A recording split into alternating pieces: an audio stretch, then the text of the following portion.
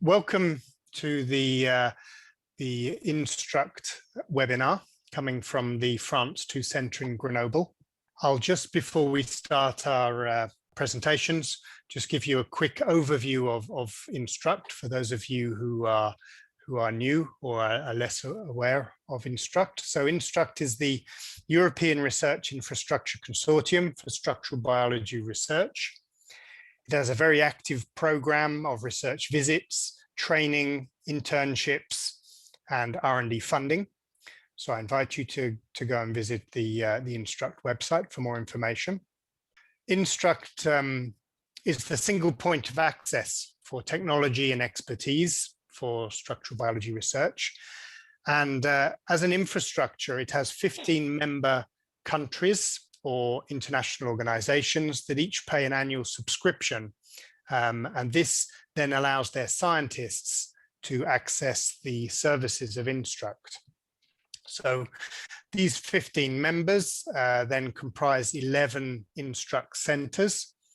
And the 11 Instruct centers cover 26 facilities across Europe where scientists can visit and perform their experiments.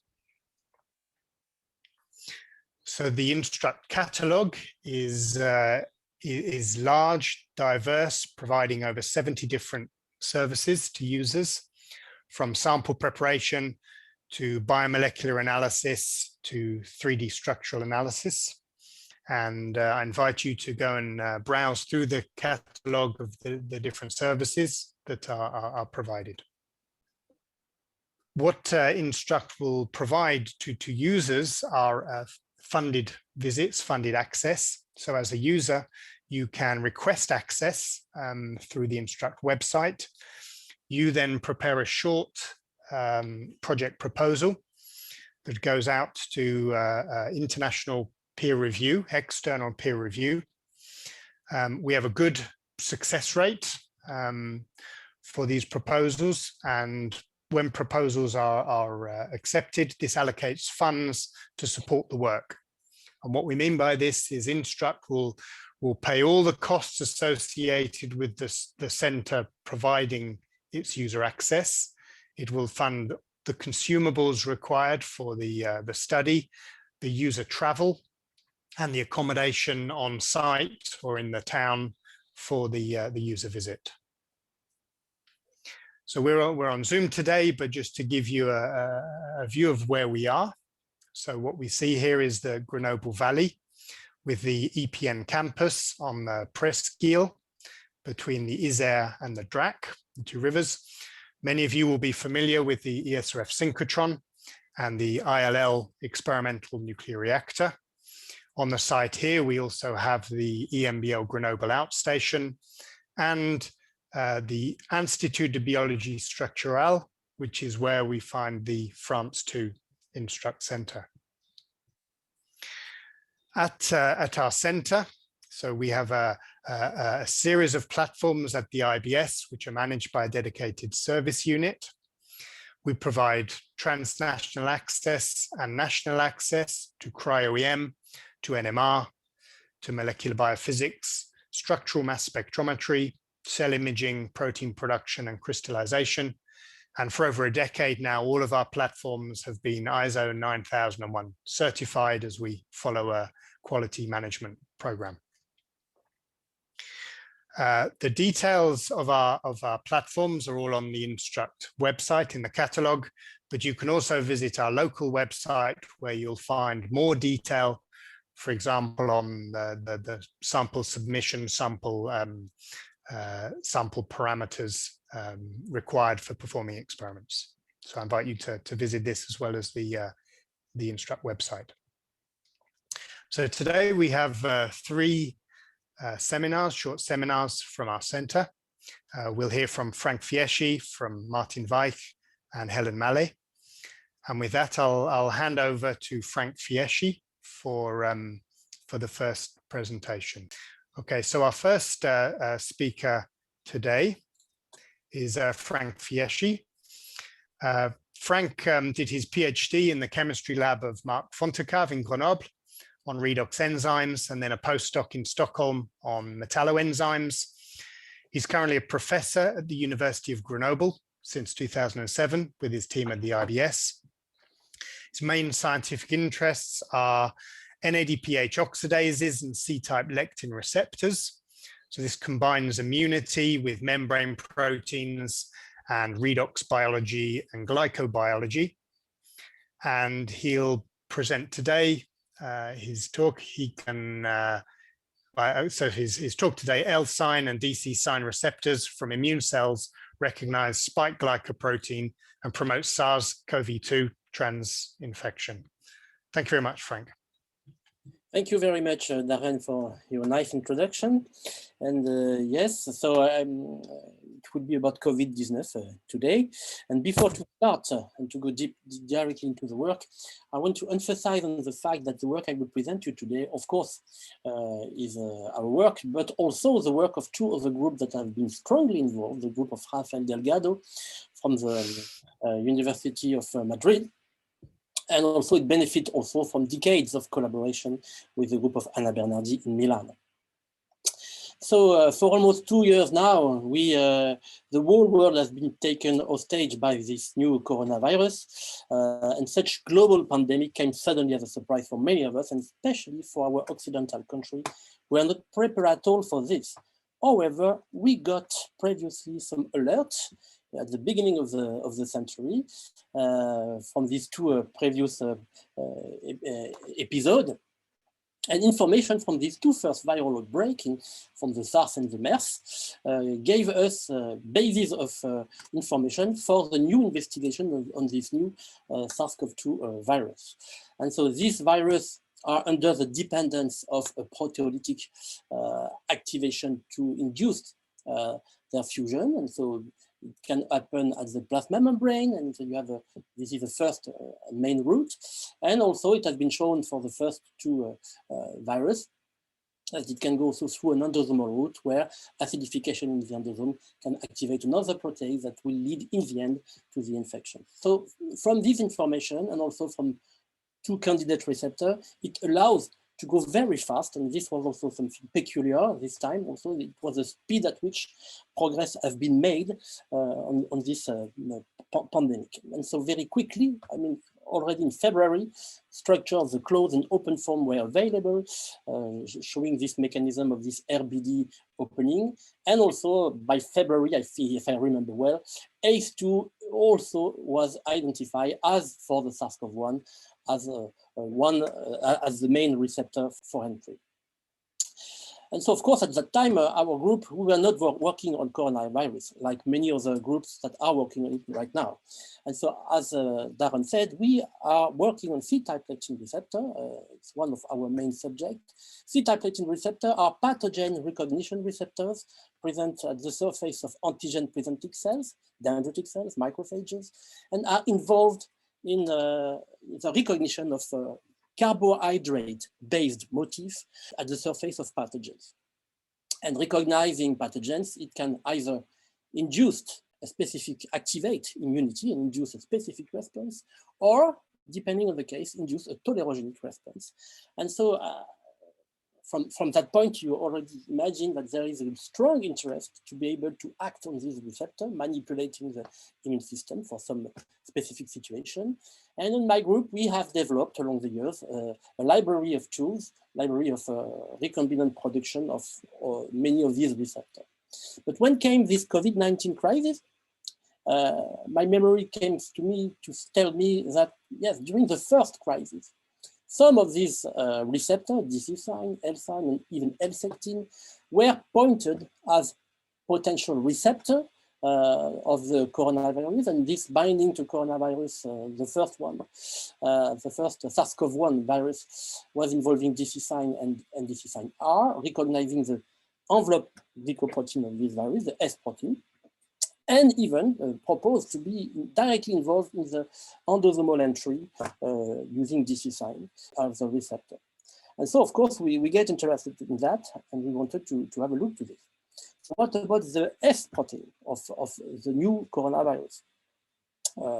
And so already by February and March, already many studies came out, and notably this study from the group of Max Crispin, who made a detailed characterization of the various glycosylation and their nature at the surface of the spike protein. And from this, some other groups involved in molecular modeling have been able to model this sugar at the surface of virus, and thanks to molecular dynamics to give a feeling of the glycan shield that you can have at the surface of this virus, and only the limited surface accessible for antibody, for instance. But on the contrary, all the point of interaction possible for lectins, okay? And so here you can see different colors on these various glycan on the surface.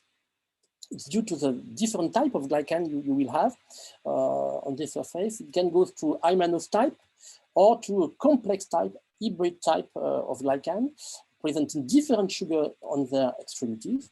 And of course, you also will have all the intermediate of maturation from this immanose to the complex type of oligosaccharide on this end glycan.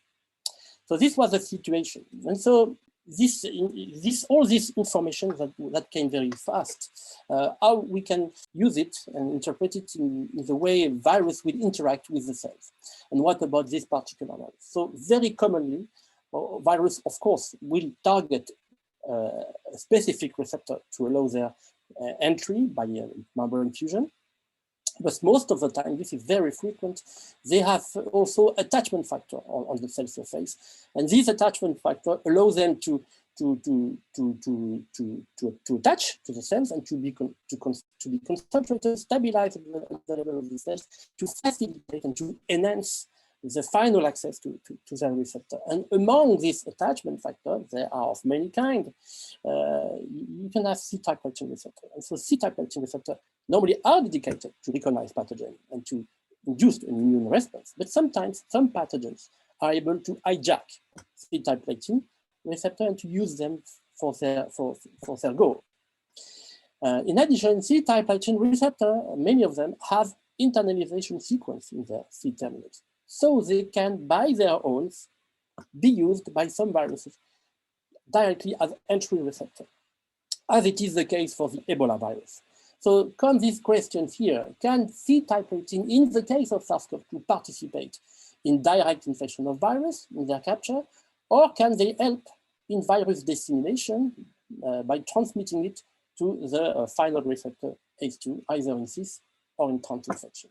So to address these questions, first, it was necessary for us to produce a spike protein.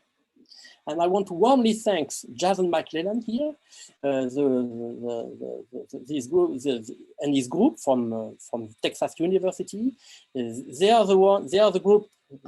He is the guy who solved the structure, published in February in Nature about the prefusion structure of the spike protein. So they send us their clones to produce the spike protein, and by March we were about to start on this. So here the construct consists to the expression of the head ectodomain. So the transmembrane part and the cytosolic part has been eliminated. And for stabilization of the construct, the furin site of cleavage, of proteolytic cleavage, has been neutralized, and some proline mutation has been introduced to improve the stability of this metastable protein that is made to change of conformation. So with this construct, first we developed an automated two-step purification process with a E-strap and a column and a size exclusion chromatography, allowing us in these two steps to obtain pure sample. From this sample, we have been able to do electron microscopy analyzing using negative staining, and 2D class average show us that the sample is of was of very good quality. And taking benefit of the automated purification process, we have screening condition of purification, showing us that at ISO we were able, to stabilize and to stabilize the sample for many days, and that was a very good improvement for us to allow us to do many experiments. So first experiment we wanted to do first was to confirm interaction between C-type lectins and this glycosylated S protein. So for this, we did some surface plasmon resonance, so SPR, and we did two types of surface. One surface functionalized with the spike protein in a random orientation, and one surface functionalized with the spike protein in an oriented orientation, in an oriented way, as it would be at the surface of the virus. And we tested on this surface, DC sign, L sign, on both types of surface, and also NGL on this surface and longerine on this other one. So I will not go in detail analysis of all this experiment. I will go directly to the conclusion, otherwise it would be a bit too long. What you can see here that all these lectins tested are able to interact with this spike protein, but not exactly all with the same affinity. And typically, longerine, we have not been able to determine dissociation constant. It is a very weak interaction. It's not very good, while it is really reasonable for the others in this setup of interaction test. And more or less, what we can say is that L sign is probably the more stable, the one making the more stable complex when you look at the dissociation phase. And that DC sign is the one having the higher number of interaction sites. And this can be explained because these three lectins interact with end glycan terminating by mannose, while DC sign can also recognize some extremities presenting some fucus. So typically, DC sign may also interact with some O glycan also that are also present here at the surface of this S protein. So binding analysis suggests multiple sites of interaction per spike, variable in number and affinity, depending on the C-type lectin receptor. So using DC sign, we wanted to go one step further and to visualize such complexes. And so for this, we did some EM electron microscopy in negative staining. And so taking sample immediately freshly after purification, after sec step of chromatography. So here you can see this the spike here, the DC sign, pure DC sign here. And of course, we mixed together with a certain stoichiometry with an excess of DC sign, the spike and DC sign, and taking this fraction immediately before the elution of the spike, so the elution volume of some moderate complex, we have been able to highlight some 1-1 complex between the spike protein and DC sign. And even at this volume of elution, we also start from place to place to see some spike in complex with two DC signs. So yes, we confirmed that the DC sign, at least DC sign, but probably the same for the others, is able to form multiple complexes and in different sites with the SARS CoV-2 spike protein. And so structure meets function. This is the title of this Instruct meeting. So then it was necessary to go to more biological tests now. And here comes into the story the group of Rafael Delgado in Madrid. And so in this group, they have this expertise in producing some pseudovirus, decorated pseudovirus from the VSV virus, but decorated with a glycoprotein of the virus you want to test for infection. And so doing so, they have been able to of course, to regenerate some VSV virus, reintroducing the envelope protein of the VSV, but also the one VSV pseudotyped with the glycoprotein of Ebola, and VSV pseudotyped with the S protein from the SARS CoV-2. And we have used this different type of pseudovirus to challenge primary cell line coming from some donors, from the dendritic cells like and macrophage primary cell lines. So here, what we have tested is direct infection in the absence of ACE2. The question was, are DC sign in that case, because in this cell line, this cell line express DC sign naturally, okay, is DC sign able, in the absence of ACE2, to promote infection? And so following this procedure. As you can see, using VSV, you have a very good infection, and this infection is totally insensitive to disease, but this was known. VSV is able to infect primary cell line, and it's not under the dependency of CLRs. It is different for Ebola, and you can see Ebola is able to infect dendritic cells and macrophage, but this infection is under the dependence of DC sign because you are able to cancel this infection by an antibody directed against DC sign. And here, what you can see is in both cases, with this pseudovirus presenting the envelope protein of the SARS CoV-2, no infection at all. So what we can say is while DC sign allows Ebola infection, it does not allow SARS CoV-2 direct infection. This was the first important question. But what about now trans-infection? So here the test of trans-infection is the following. You start the same way. You put the dendritic cells in presence of the pseudotype virus of interest. And then after washing, you eliminate all the free virus and you put this cell in contact with a susceptible cell, that is the ACE2 cell, the 0 cells, commonly used in infection studies. And what you want to test is if this cell has been able to transfer the virus to this acceptor cells. And in that case, it has been positive. As you can see, we have a nice trans-infection from MDCC to 0 ACE cells that can be cancelled by an antibody directed against DC signs. So in fact, before we saw that DC sign was not able to promote infection, but DC sign in these cells, but DC sign was able to anyway capture, to keep this virus and to transfer it now to permissive cells that possess the S2 receptor. So then additional experiments were made, this time with Jurkat cells. So Jurkat cells are the T lymphocyte cell line, in which you can manipulate, you can transfer stably the C-type protein of interest. So using this cell line allows us to play with a C-type protein receptor we want to test. So first we control that we have the same result for the direct infection.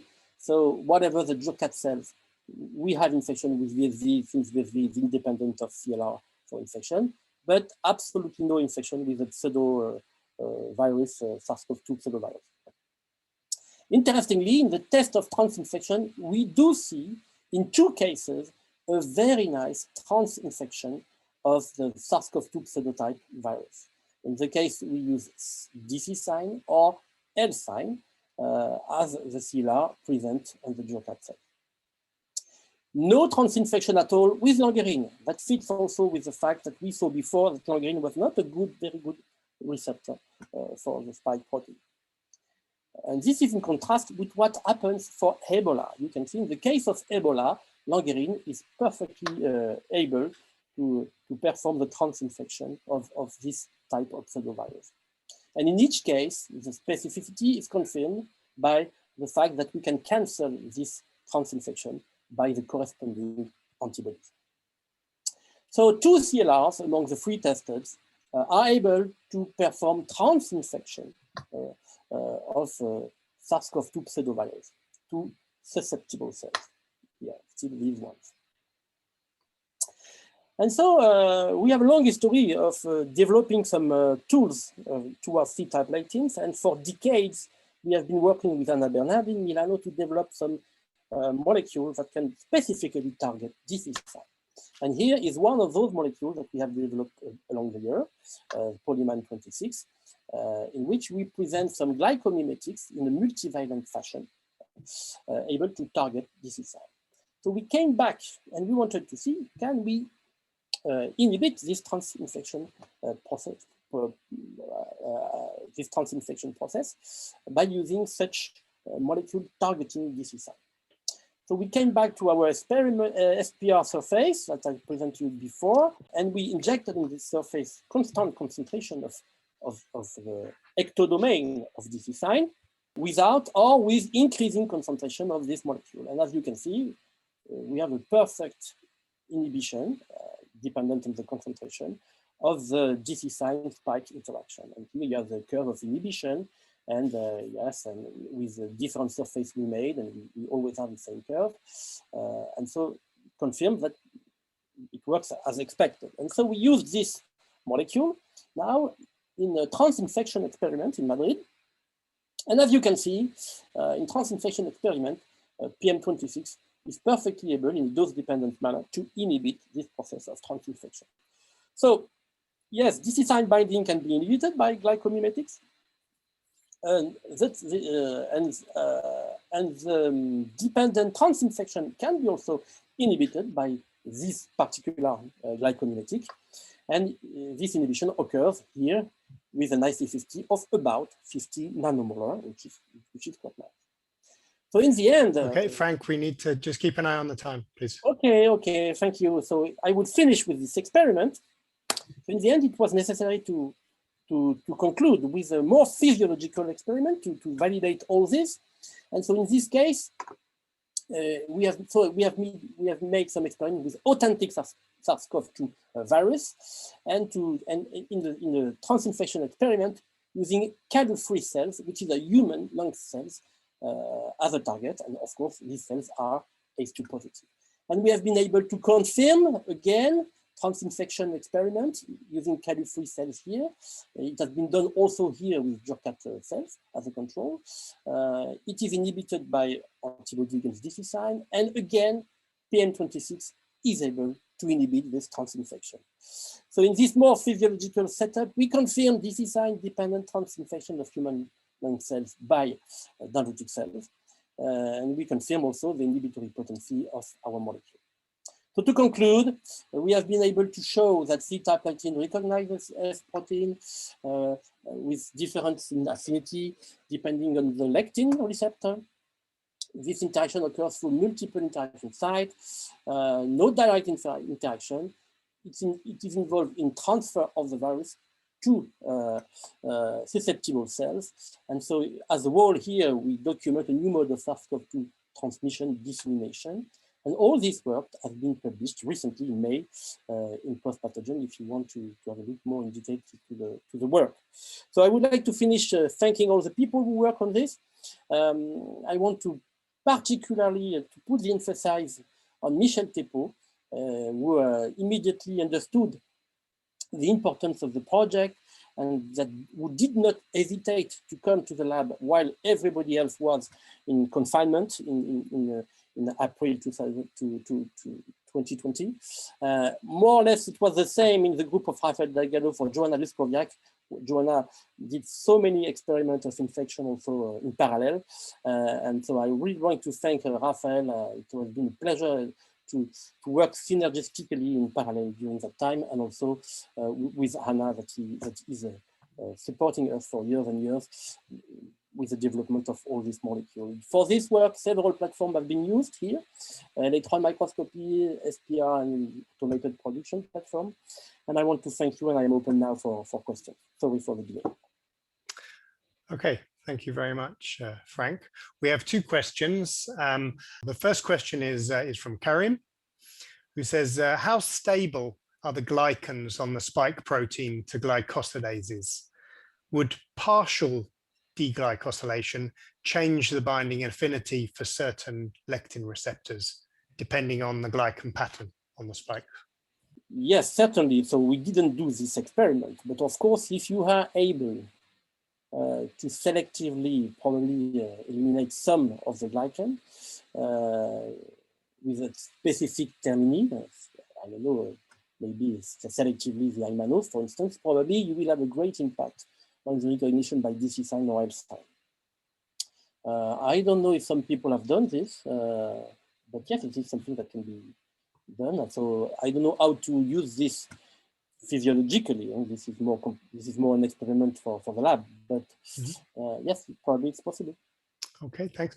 And the second question we have from Sonia: is it correct that in transinfection, the pseudotyped virus remains attached at the surface of DCs and is not internalized? We don't know. We don't know. Okay, there is these two possibilities. In fact, this transinfection process has been highlighted before for other viruses. Typically, HIV is doing this also, using also DC sign, by the way. And there is some evidence that C-type protein are able to, in some cases, to stabilize virus at the surface, but can stay at the surface. So this is a possibility. But another possibility is also that it is internalized, and that upon meeting with susceptible cells, that it comes back at the surface. This is also a possibility. There is also some papers that suggest this for other viruses. Here we don't know yet. This is something we will investigate. Okay. We have to consider that the pseudovirus we used are not replicative. Mm-hmm. This is also important. Okay, all right. Well, thank you very much, Franck. I think we need to move on to our next speaker. So our next speaker is Martin Weik. Martin Weik, well, welcome. Martin did his PhD at the IBS in neutron scattering and protein dynamics. And then he did a postdoc in Bijvoet, the Bijvoet Centre in Utrecht with Jan Kroon, doing kinetic X-ray crystallography of enzymes. He's currently a group leader at the IBS, where his interests are structural protein biophysics and protein dynamics. He works using kinetic crystallography at X-FELs and at synchrotrons, and performs neutron spectroscopy.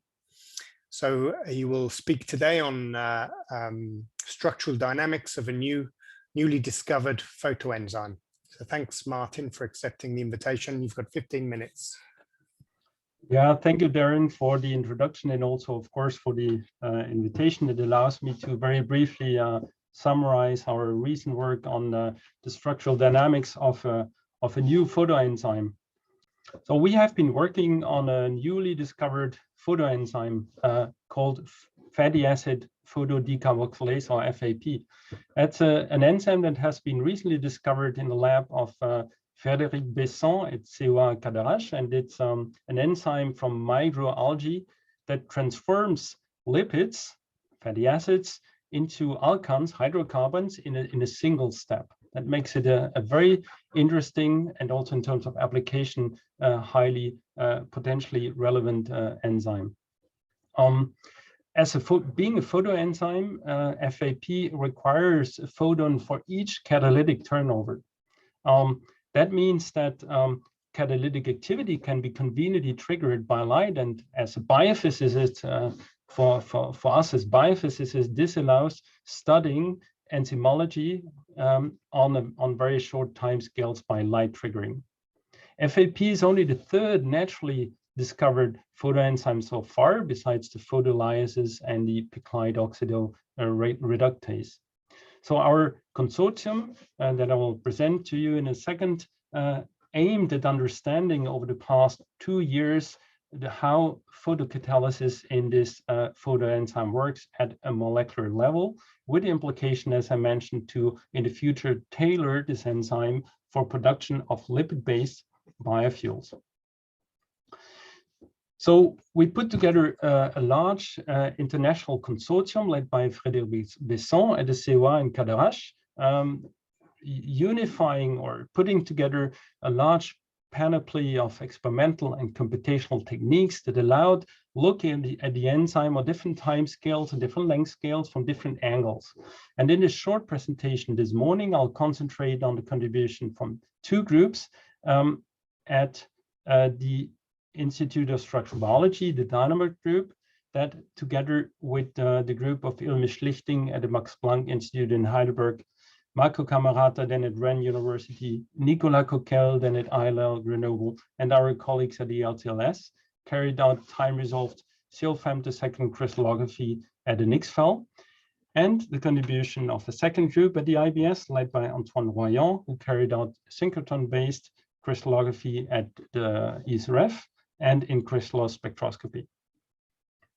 So the starting point of our study was a low-resolution crystal structure that our colleagues published 4 years ago that showed actually that the enzyme active site is at the end of a long tunnel. And you see here, lining up close to the active site, a substrate fatty acid molecule. at the end of the tunnel is located a FAD cofactor. That's the antenna that actually captures light and initiates the catalytic process. And a higher resolution structure that our colleagues have been recently able to solve, we get a much better glimpse on how the structure of the active site is being put together. And one, without going into details here, a striking observation was that that the FAD cofactor here in yellow adopts a bend shape with a butterfly angle, so that's a deviation from planarity of 17 degrees.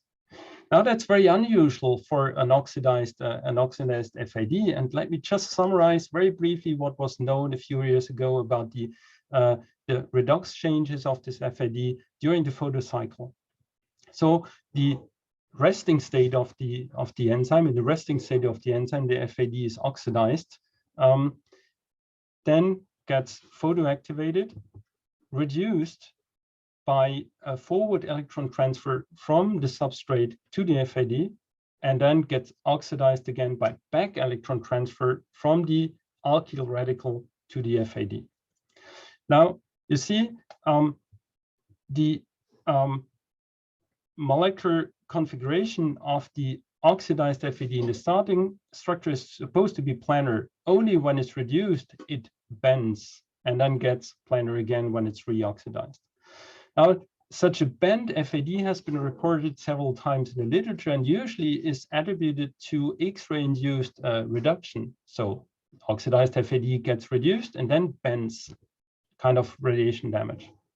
So Antoine Noyant and Pascal Arnoux, they did a lot of efforts to minimize the X-ray dose during data collection at the ESREF and got down to 38 kilogray for the entire data set. And yet the FAD is still in a band conformation here in pink, a similarly band conformation than a higher, the higher high resolution structure showed here.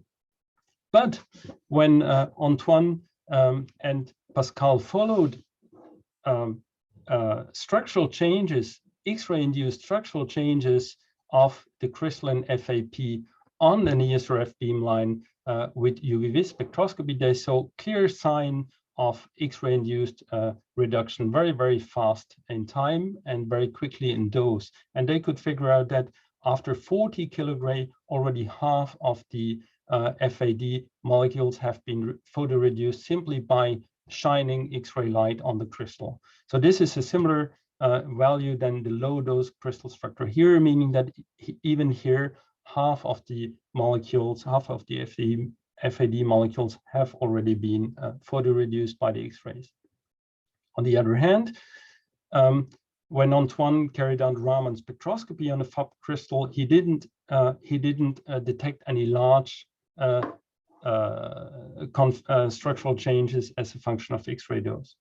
So all these pieces of evidence put together suggested that the bent oxidized FAD is rather a feature of the enzyme than a result of X-ray radiation damage.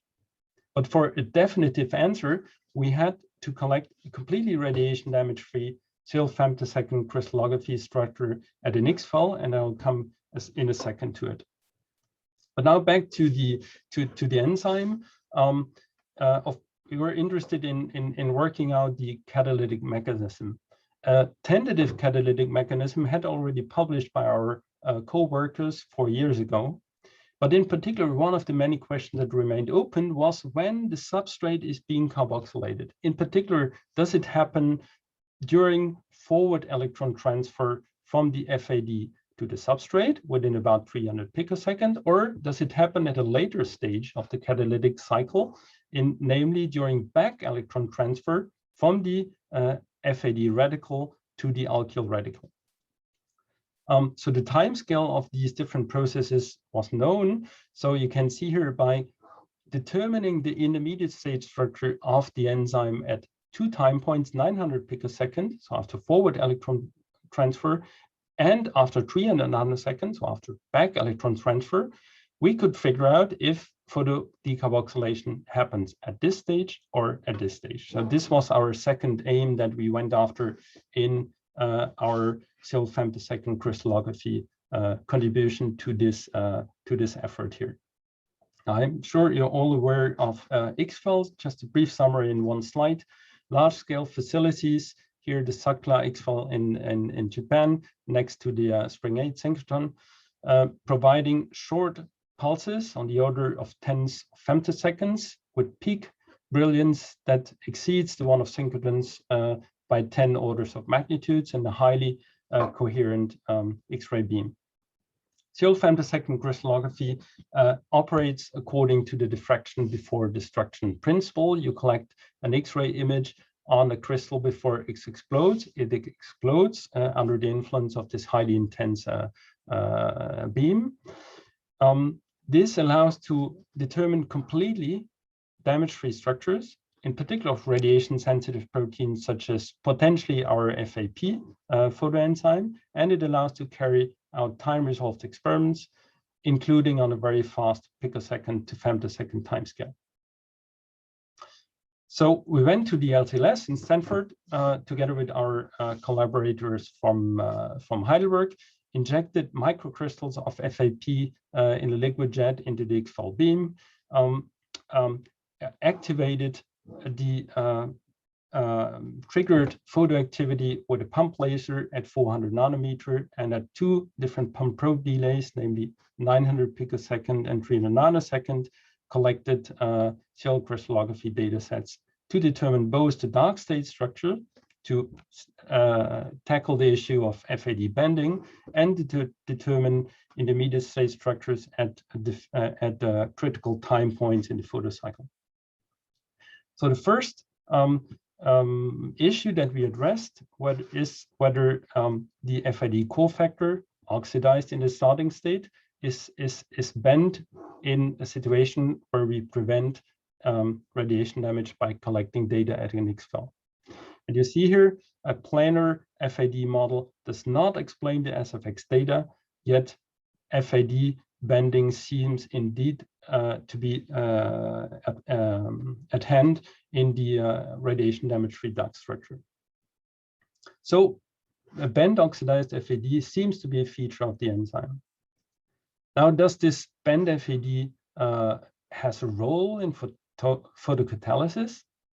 Well, this question had been addressed by one of our members of the consortium, Tatiana Domracheva from Moscow State University, and she is a specialist in quantum chemical calculations. And she calculated that FAD bending actually biases the energy levels of the FAD. And this has 2 effects. The first effect, that the bending preferentially reduces the energy level of the FAD radical, meaning that the forward electron transfer, so the first step in photocatalysis from the substrate to the cofactor, is facilitated first. Second, this changed energy levels due to bending redshifts the absorption spectrum of the FAD. It redshifts into the so-called green gap, which is between 500 and 600 nanometer, where chlorophyll absorption does not take place to a major event. And so by bending the FAD, by shifting the absorption spectrum, FAP actually enhances light harvesting in the presence of chlorophyll absorption. So we think these are the 2 reasons why the enzyme actually evolved towards constraining the FAD to adopt the bend conformation. Okay, now time-resolved crystallography. What did we learn about the photocycle? So I told you we determined snapshots at 900 picosecond and 300 nanosecond. You see here, zoom into the active site, you recognize the FAD and the head of the fatty acid substrate.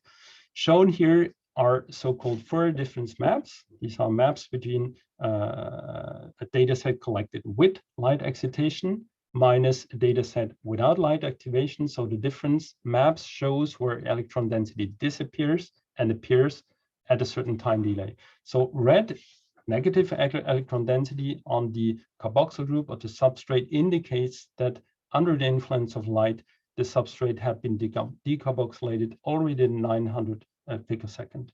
And this clearly means that decarboxylation occurs during forward electron transfer from the substrate to the FAD. So we could discriminate with this experiment between the two possible scenarios.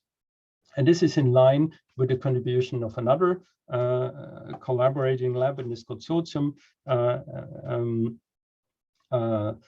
Martin Voss from Saclay, who carried out time-resolved infrared spectroscopy and who determined very precisely the rate at which decarboxylation occurs, 270 picoseconds, and this is in line with decarboxylation being observed at 900 picoseconds.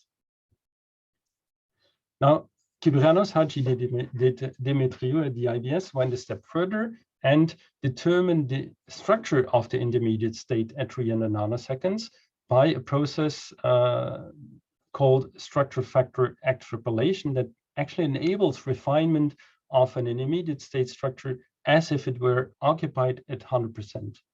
And don't want to go into details here, but it allows to show extrapolated electron density of this intermediate state at 300 nanosecond in two different views here, rotated by 90 degrees.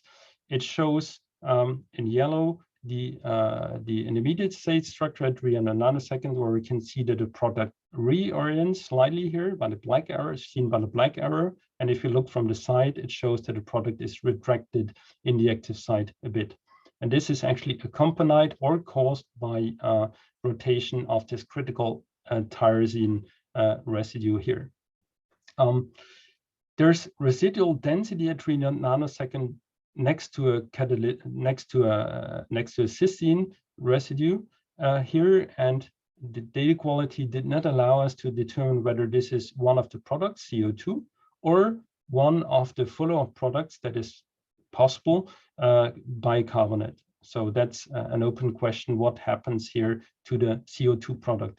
Does it stay CO2 and locates here, or does it transform into bicarbonate? This is one of the open questions. So I mentioned that time-resolved SFX and temperature-dependent synchrotron MX and in crystalline photospectroscopy carried out by two IBS group was only one of the contributions that allowed in FINE to understand a lot about the photocatalytic mechanism of this photoenzyme. Other contributions that I didn't have time to highlight this morning was FTIR. I briefly mentioned time-resolved infrared spectroscopy.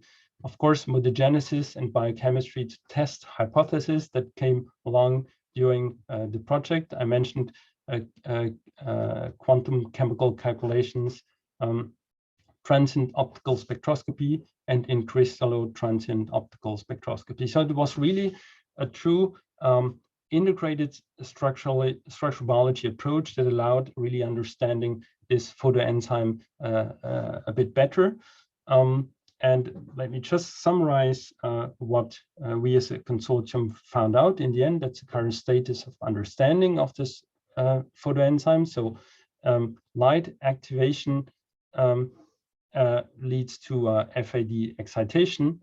Then there's forward electron transfer from the substrate to the FAD, and concomitantly to this process, decarboxylation occurs.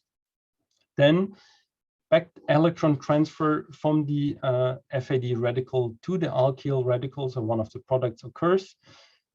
Surprisingly, and I didn't have the time to go into this issue here, an important residue has been identified that it seems to be the proton donor to the alkyl radical, and the alkyne is formed. And later in the photocycle, CO2, the photocleaved CO2 is transformed into bicarbonate to a large portion, or a portion of it also migrates away from the active site. Then alkyne is released, and a new substrate can bind to the active site. Okay, so that's where we stand at the moment. And now our colleagues at CEA Cadarache, they actively pursue towards working in the direction of potential application of this enzyme for the photo production of biohydrocarbons, because as I said in the beginning, it's a very simple enzyme in the sense that it transforms in a single step fatty acids to hydrocarbons within microalgae. Okay, with this, I will stop and thank the different collaborators in this project. I also already mentioned that the project was led by Frédéric Besson at the BIAM Cadarache. Okay, so these are the different, I'll just stop here. You see the different collaborating groups, and I thank you for your attention, and I'm happy to take questions if there are any. Okay, thank you very much, Martin. We have a couple of questions. The first one came in a bit early, so I'll kind of rephrase it. You mentioned use of other methods. So the question is asking about NMR, but you also mentioned some other spectroscopic methods. How did other methods complement what you could see directly? Yeah, so no, we didn't use NMR. NMR is probably too not immediate. The sensor is too big for NMR, so no, we didn't use NMR. One of the complementary techniques, structural spectroscopic technique, was Raman spectroscopy that tried to indicate about the, as I mentioned, the configurational changes of the FAD. Okay, thank you. Then a second question from Michel. What are the limitations of the substrate of FAP enzyme in terms of the nature of the fatty acid and its length?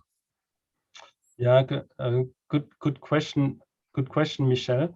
So this particular enzyme is able to bind substrates between C16 and C18 in length. And I think the one that is actually found in the crystal structure is C18, if I remember correctly. So I don't know if much shorter substrates could bind or not. I would have to ask my colleague Damien Soriguet about this particular question. Michel. Thank you very much to Martin for your presentation. Thanks very much for the questions. Okay. So our next speaker, we need to move forward, will be Helene Malet. So Helene Malet, she did her PhD with Bruno Canard in Marseille, and then did 2 postdocs. The first with Hélène Sabil in Birkbeck in London, and then with Stephen Cusack at the EMBL here in Grenoble. She's currently an assistant professor at Université de Grenoble-Alpes, where she's working in the electron microscopy and methods group of Guy Schoen at the IBS. Her main interests are the structural and functional analysis of bunyavirus replication and transcription, where she uses as principal methods cryo-EM and biochemistry. So Helen will present to us today on the high-resolution cryo-EM structure of full-length Crosse virus polymerase. Thank you, Helen. Well, thank you very much, and thank you for giving me the opportunity to present our work. So I will present the high-resolution cryo-EM structure of full-length Crosse virus polymerase. All the authors of all the people who worked on this are listed here. So there are people from IBS, and in particular Benoît Raguin, who is a PhD student working on this, and also Guy Schoen, who is the head of electron microscopy and method group, to which I belong. And there are also people from EMBL Grenoble, and in particular Stephen Cusack. So Crosse virus, maybe you never heard of this virus. So Crosse virus, it's a member of the bunyavirales order. This order of virus, they have an RNA genome of negative sense polarity, and which has the particularity of being segmented. So you see there are 3 segments: the small segment, the medium segment, and the large segment. So this is for bunyavirales. Most of them have 3 segments. So there are 2 families, 2 orders, sorry, that have a segmented negative strand genome. This order, and in the articular order, you have influenza virus, which is a well-known human pathogen. For bunyavirales, there are less known pathogens, but actually there are 500 viruses in 12 families, and there are many actually human pathogens. There is Lassa, there is Hantam, there is Crimean Congo virus, which have high rate mortality. And there is also La Crosse virus, which is causing encephalitis in particular in children. And so against all the Bunya viruses, there is no vaccine nor drugs available. And so it's really necessary to study this key enzyme to understand their viral cycle. And in particular, it's interesting to work on the RNA-dependent RNA polymerase and how it binds to viral RNA. So we'll try to understand what is the role of this polymerase. So here you see the 3 segments of the genome. They are coated by nucleoproteins, and the polymerases are here. In fact, the polymerase, it's able to do transcription. So transcription generates viral mRNA. So for that, the polymerase, it snatches capped RNA from the host cell. So it steals capped RNA from the host cells, and then it uses them as primer to generate the viral mRNA using the negative stranded segment. And this viral mRNA, they will be used by the host cell machinery to generate viral proteins. There are 4 viral proteins: the polymerase, the glycoprotein, and the nucleoprotein. The polymerase, it's also able to perform replication. So this time, the replication is performed de novo, which means that there is no primer needed. And so basically, the polymerase, it's using to use the negative stranded genome as a template to generate positive stranded genome, which themselves will be replicated, so used as template by the polymerase to generate negative stranded genome. And here you see, so you have copied genomic RNA, viral RNA, and you have new proteins, and with this you can make new variants. And so clearly the polymerase is essential for the viral cycle. So this RNA-dependent RNA polymerase, it's really the thinking head for the replication and transcription. So where it is, it's here in the virus. You see, it's the gray thing here, which binds actually the extremity of the genome. So it binds the 5' end, and it binds the 3' end. And here you see that there are 4 tunnels that enable the template to enter and to be copied and to exit. So there is this polymerase core that, as I said, it has the active site. Here it has the 5' and 3' binding pocket, and it is highly conserved. And you also have additional domain. So you have the cap binding domain, which is able to snatch host cell mRNA. So basically it binds capped RNA from the cells. Then you have the endonuclease, which is also a domain of the polymerase, which is going to cleave the snatched capped RNA after 10 to 14 nucleotides. And also you have C-terminal domains. So maybe they have a potential platform for host cell cofactor interaction. So the idea, it would be to understand what is the organization of this polymerase. So how do all the domains interact, and how do they bind to the 5' and the 3' vRNA? I mention here, because it will be important in the next slides, that the 5' and the 3', although they bind in different sites, they are highly complementary. So the first insight into La Crosse virus polymerase, they came in 2015. So this was at the end of my postdoc at EMBL. So this has been done in Stephen Cusack group at EMBL in Grenoble. And so what we managed to do is actually to obtain the first structure of a Bunya virus polymerase by X-ray crystallography. So this was done by Piotr Gerlach and Ron Reguera, and by low resolution cryo-EM. And so we are not working on the entire protein, we were working on this C-terminal construct. So we were missing the C-terminal residue. And we managed to have it, so without any RNA, and with the 5' and 3' RNA bound, we saw that they were bound in different sites. But then we thought, what is the structure of a full-length protein? So when I've been recruited as in IBS, I thought, let's try to continue this with the full-length protein. So Benoît Raguin, our PhD student, he expressed and purified the full-length La Crosse virus polymerase. We obtained nice grid on the glacios. So this is done on the electron microscopy Grenoble Center. This is an Instruct Centre. So we have a glacios equipped with a K2, and so we collected nice data, obtained nice structure, and then when we wanted to have even higher resolution, we went to the cryos at ESRF, also in Grenoble, where we collected huge data set. And here you see the 2D class averages. So you see that the core is very well conserved, clearly seen, and the C-terminal region, it's there. Although it's more flexible. So what Benoit did is that he did extensive, very nice image processing of the data in order to be able to obtain a structure where all the domains were seen, even the most flexible one. So this is what we obtained. Now we have the entire structure.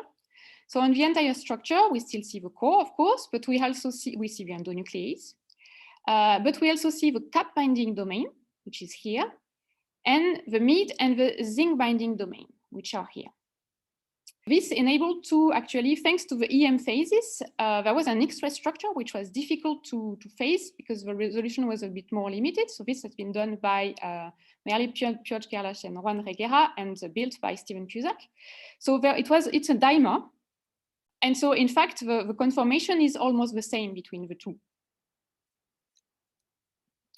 And so what we see is actually the core is approximately the same as in the delta C-terminus construct, but here the endonuclease has a completely different conformation. So it's almost a 180-degree flip. So the question is, well, is there one conformation of the endonuclease which is physiologically relevant, or are both of them physiologically relevant? So both of them actually are. We'll see. Okay, so this is for the endonuclease. For the cap binding domain, because now we see the cap binding domain. So this is the cap binding domain structure. We see that there is a beta sheet which is conserved among the cap binding domain from the other negative stranded viruses. Also an alpha helix which is conserved, and regions which are more specific. What we can see actually is that this is quite flexible with two positions of the cap binding domain. So in the first conformation, the region which binds the capped RNA is actually exposed, and we don't think that there is a possible path towards the endonuclease. So maybe the capped RNA can bind, but it's difficult that it can be cleaved just because there is no path here.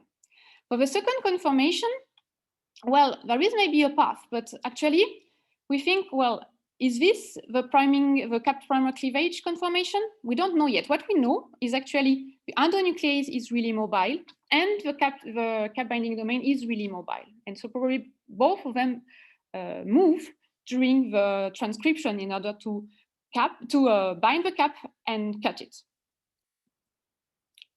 So the last domains that we see are the C-terminal domains, so the mid domain and the zinc binding domain. So this zinc binding domain was a bit unexpected. We clearly see a zinc here. And so what we think is that it might be a platform for host cell cofactor interaction. The idea being that the polymerase, it needs to bind capped RNA, but so maybe it binds host cell proteins that have a capped RNA bound, so that basically the cap binding domain can steal the capped RNA. So in summary, we have the polymerase core, which enclose the cavity in which you have the active site. They are the tunnels necessary for the entry of the template RNA and then its exit, and the copied RNA can also exit. We have a C-terminal domain, and we think that this might help to bind host cell cofactor interaction, the cap binding domain that binds the cap, and the endonuclease that cleaves the cap.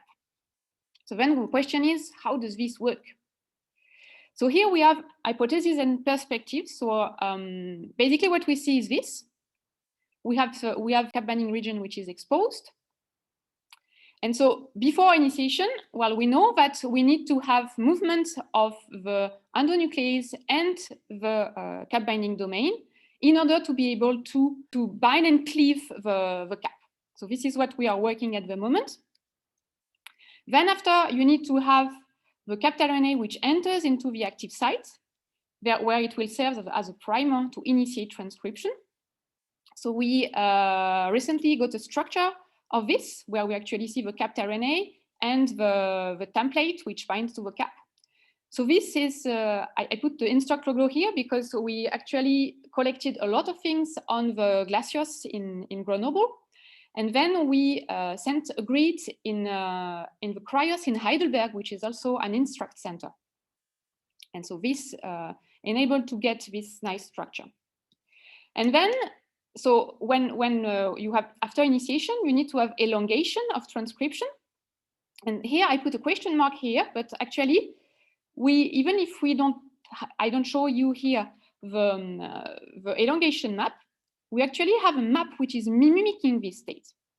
So you see that here actually you have the template which is copied, and so you have a double-stranded RNA that is formed by the template and the product. What happens is actually when you put the 3' and the 5' RNA, because they are really complementary, they form a duplex in your complex on your grid, and they will interact with the polymerase and enter the polymerase. So on your grid you will have polymerase which have integrated this. So this is not a real replication product, but this clearly mimics the replication elongation or the transcription elongation. Okay, it mimics elongation. And so what we clearly see is that we have reorganization of the domains in order to let space for the RNA duplex to enter into the active site. And then you have an opening of the lead here, which enables the exit of the product and the template into two separated tunnels. They exit as two single-stranded RNA. Okay, so this is not, as I said, a real elongation, but it mimics it. So here I arrive to the acknowledgements. So I would like to thank all the author of the NatCom paper that I described. So Benoît Haguin, who did a lot of work on the cryo-EM study. Grégory Fantin, who collected on the cryos. Piotr Garlasch and Juan Reguera, who crystallized the polymerase dimer. Guichen, who gives a lot of help for the data collection and maintains the cryo-EM microscope and in the Instruct platform in IBS in Grenoble. And Stephen Cusack, who worked on the crystal structure and gives a lot of advice on the replication and transcription of Bunya virus. I would like also to thank people who help in protein expression, protein purification, image analysis, model building, all the members of our group, and Irina Guc for support. I would like to thank the funding from the INR, the Institut Universitaire de France, and the Fondation Recherche Médicale. So as I said, this used a lot the platform from the electron microscopy platform in Grenoble, and also the electron microscopy platform in Heidelberg, and also the cryos from ESRF. And with this, I would like to thank you for your attention. Thank you very much, Helen. Please, if you have any questions, just type them in the Q&A. In fact, there's a question from Rick. What drives the movement of the template strand in the right direction? Yeah, okay. So in fact, I agree that you need to have the template which moves along with the reaction. In fact, you have nucleotides which arrive. So there are 3 phosphate nucleotides, and once they are integrated in the product, they become monophosphate. And so this actually gives quite a lot of energy to the polymerase to be able actually to perform this. So this, I think, is something common to the polymerase to have the energy through this. I don't know if you can answer the question. Yep, thanks. And we have a second question from Karim. What is known about the mechanism by which the RDRP is stalled during virus assembly? So the polymerase, it does the replication and transcription before the virus assemble, and then you have so the polymerase, it works inside the ribonucleoprotein, which contains, if I go back to my slides, maybe it will be clearer. So in fact, the polymerase, it's never alone. It's always in the ribonucleoprotein context. Okay, so you have the polymerase, which binds to the RNA and the nucleoprotein. And so in fact, it is going to replicate and generate new ribonucleoproteins. Okay, and then these are these ribonucleoproteins which will be integrated inside the new variants. Okay, and so how is it? In fact, it's not really stalled. It does copy the entire thing. It just generates a new ribonucleoproteins which are then integrated inside the virus. Mm-hmm. Again, Okay. I hope I answered properly the Yeah, question. thanks. And I have a question. You highlight the zinc binding domain, and you suggest that it has it maybe interacts with a host cell cofactor. Are there any clues from the virology or cell biology what this cofactor might be, or what its role might be? Yeah, so this is something which is for influenza, which is a related virus and another negative stranded RNA virus, which is really well studied. People know which protein interact with the polymerase. For Bunya, it's much less known. So this is actually a future subject of research to find out which host cell RNA interact with the polymerase. So we think you might have proteins which bind capped RNA so that the polymerase can grab basically capped RNA. What is also known is that there is a coupling between transcription and translation. So basically, when the polymerase is finishing the transcription, directly the ribosome and the ribosome cofactor interact so that you have a coupling between transcription and translation, and probably so you have proteins of translation proteins or transcription cofactors that bind. But this is this is clearly the next subject to do. Okay. Well, thank you very much. That was a very nice, clear presentation, and that brings us to the end of today's webinar. Thank you very much to all three speakers for great talks. And just before we go, I invite you again to come and visit the Instruct website and take a look at all the great platforms and technologies that are available for funded user access, and come and work with us at the infrastructure, maybe even in Grenoble. Okay, thank you very much.